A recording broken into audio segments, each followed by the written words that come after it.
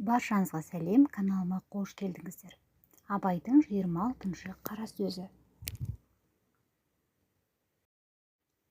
Біздің қазақтың қосқан аты алдында келсе, түсірген балуаны шықса, салған құсы алса, қосқан иті өзгеден озып барып ұстаса, есі шығып бір қуанады. Білмеймін, содан артық қуанышы бар ма екен? Әй, жоқта шығар.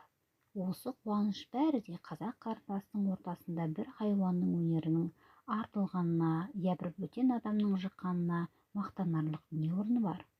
Ол озған, алған, жыққан өзі емес, яки баласы емес. Мұның бәрі қазақтан басқа жау жоқ, бейте нәрсені бір үлкен іс қылған кісідей қуанған болып, ана өзгелерді ызаландырсам екен демек. Біреуді ызаландырмақ шариғатта харам, шаруаға залал, ақылға теріс. Әншейін біреуді ыза қылмақтың несін дәулет біліп қуанады екен. Жә, болмаса ана аза болушы соншалық неге жер болып қалады екен? Жүйрік ат, кейде ол елде, кейде бұл елде болатұғын нәрсе. Қыран құста, жүйрік ит, кейде оның қолына, кейде мұның қолына түсетұғын нәрсе.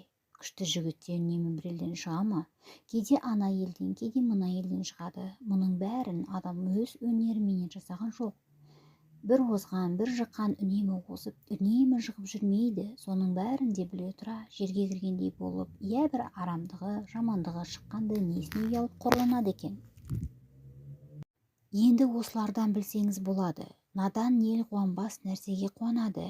Һәм және қуанғанда не айтып, не қойғанын, не қылғанын өзі білмей, есі шығып бір түрлі мастыққа кез болып кетеді.